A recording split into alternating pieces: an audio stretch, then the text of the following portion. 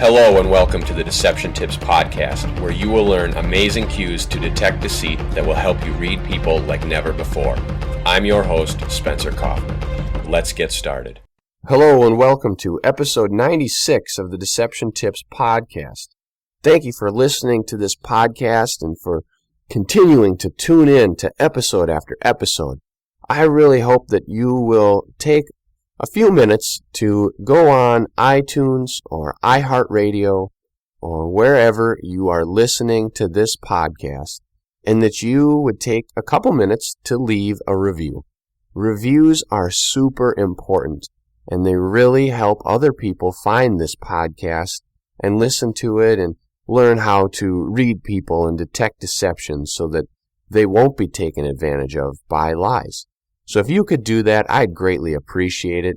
And also, for your own time, if you would like to check out any of the books that I have, they will really help you to learn even more about body language and reading people and detecting deception. Thanks again for listening and your continued listening of the Deception Tips podcast. I hope that you are really learning how to read people and detect deception. Last week, we spoke about something that as a lie spotter or a lie detector, you should avoid doing. It is overconfidence. You want to avoid being overconfident because then you will start to seem a little bit arrogant or like you know everything that's going on. And people don't like that. Nobody likes to be around a know-it-all or someone who is arrogant and thinks that they're better than everybody else. Therefore, when you become overconfident, these people, they may start to use your lie-spotting ability against you by feeding you misinformation or by hiding certain things or being extra self-conscious so that they don't exhibit as many signs of leakage or deception. Or when they do exhibit these signs, they are a lot less or a lot more hidden than normal people who aren't on high alert, so to speak. Therefore, stay humble in your lie-spotting ability, because the less people that know, the fewer people that know. That means the better advantage you have of learning and of understanding what is really going on in their behavior. Now, obviously, as you start to read people, you're going to get to know them a little bit more. You're going to understand a little bit more about them. They're obviously going to know something's up, because how else would you be able to know all this information? They might accuse you of being a stalker or something like that, and you're simply going to say, no, I'm not. I'm just good at reading people, and then they're going to know. However, they're not going to feel like you're arrogant and cocky with that ability, and that is what is important.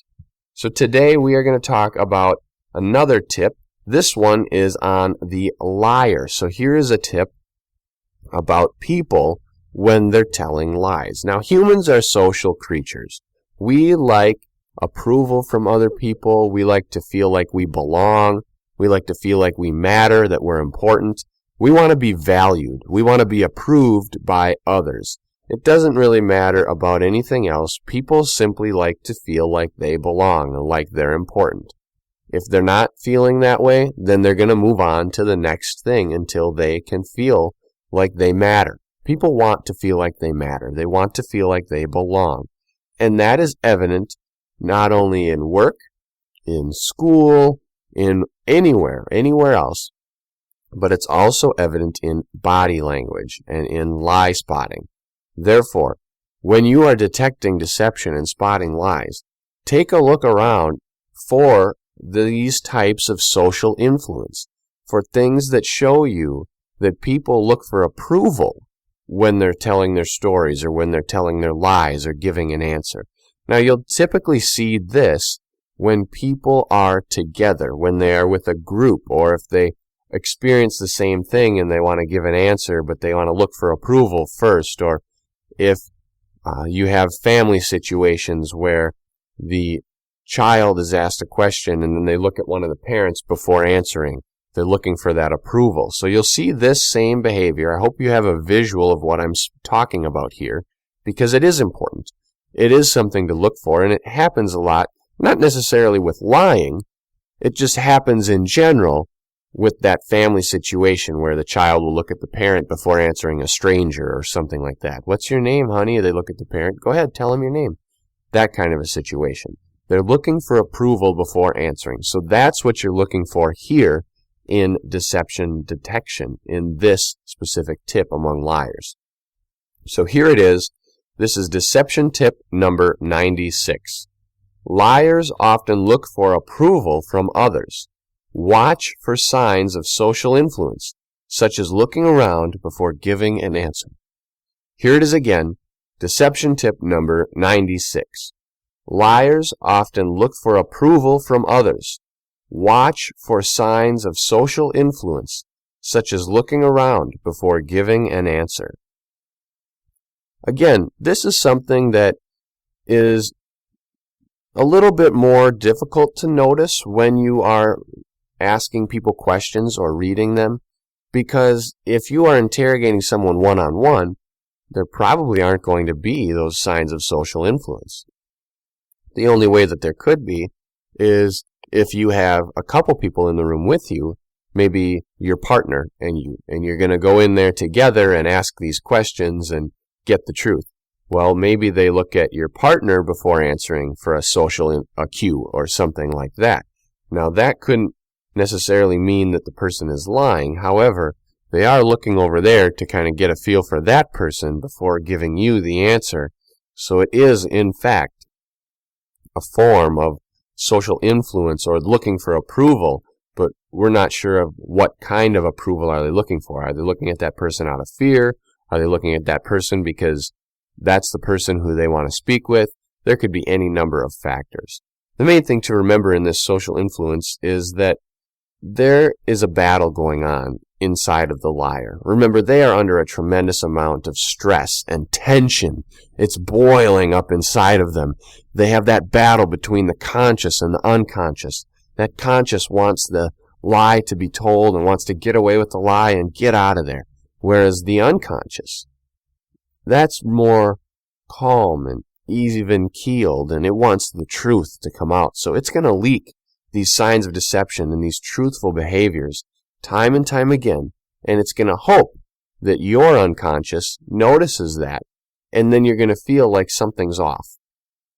But now that you have been studying body language and deception, you've made those unconscious behaviors part of your conscious, and now you will be able to consciously see them. So your conscious and your unconscious are meshed, and you will be able to see these signs and make them a part of your conscious, and you'll know what they mean, and now you can read people and detect deception. So you'll be able to look for these social cues and to see them and spot people who are looking for approval from others before they're answering. So we're going to talk a little bit more about these social cues and influence and how they may play a role in lying coming up right after this. Want to be an expert at detecting deception? Download the Deception Tips ebook and swipe through the pages while waiting in line, in the elevator, or anywhere you have a few minutes to spare. Download it today at SpencerKaufman.com. Welcome back to episode 96 of the Deception Tips podcast, where we are talking about social influence and how liars may look around for a cue or for visual approval or something like that before they give their answer, before they either tell the truth or the lie. They're looking for that approval or the nod from someone else. Humans want to feel like they belong and they matter, and this is one way of them doing that. So when you're spotting lies, when you're talking to people or when you're in group situations, maybe it's at a birthday party or a graduation party or a wedding or wherever, and you're speaking with other people and you're at the table with a group and you're having conversations about certain things, pay attention to this form of behavior. It doesn't necessarily always happen when someone's lying. It could happen when they're shy or when maybe they don't know what to say or they don't know if it's okay if they answer. Like maybe a parent said to a child, don't tell a lot of people about XYZ, and then they get asked a question, so they look at the parent like, well, can I tell him? The parent says, yeah, go ahead, and then they tell them. So look for these signs when you are out and about at different events and gatherings.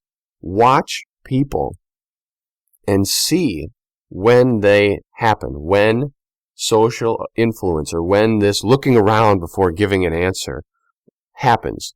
And then take note and say, okay, well, it happened in such and such circumstance, and then try to think about, okay, did I see any other signs of deception?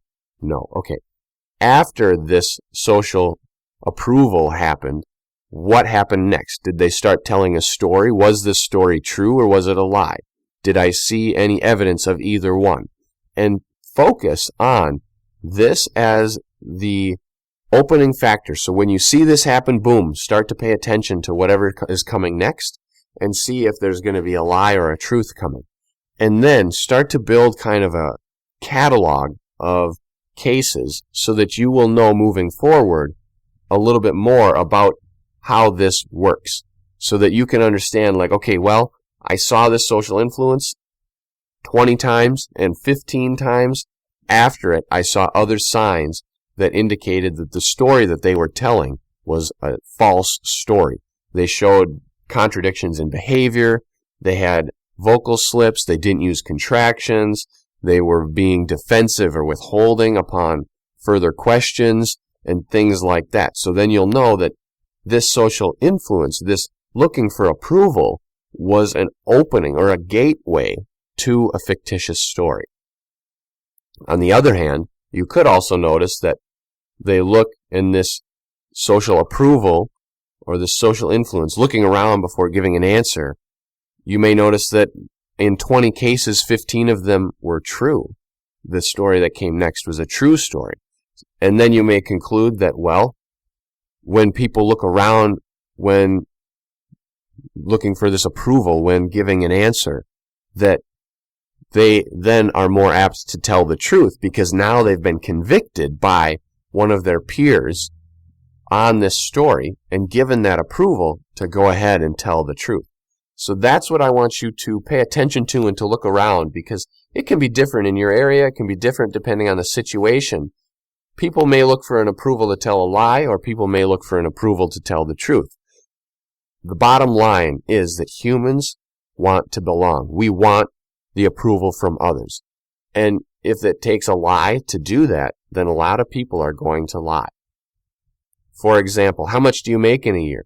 Well, a lot of people greatly exaggerate that amount. Do you like your job? Oh yeah, my job is great. I got a great house. I got this. I'm doing this. I'm not in any debt. Blah, blah, blah. A lot of people talk about their social status like they're happy with it, like it's no big deal. It's not overwhelming them. Their bills are paid. They're happy. They're set. Everything is good. La-di-da. However, a vast majority of the population is not okay. In fact, there are some studies that have been out.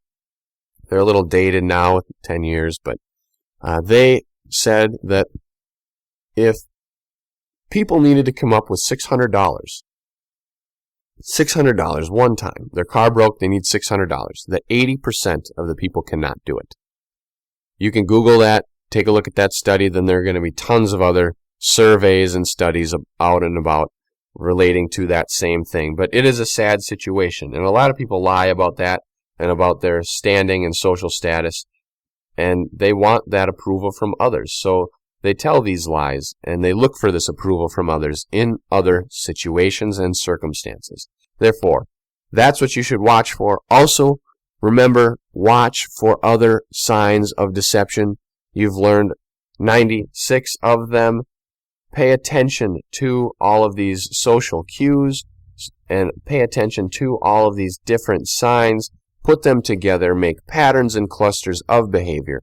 Continue studying with the Deception Tips videos, books, and other material out there. There are so many different things you can use to learn more and more about reading people and detecting deception so that you will not be taken advantage of by lies. You obviously know this is important because you've stuck around long enough for 96 episodes. Therefore, share this with a few people in your circle. Allow them to listen to this podcast and to start reading people and detecting deception because you believe it's important. Therefore, share it with others as well. So I want to thank you for listening to this week's episode of the Deception Tips podcast. I really do hope that you'll share it with your friends, subscribe to the feed, Check out the Deception Tips videos, the blog, and take a look at the books I have available. And as always, tune in next week for a new Deception Tip.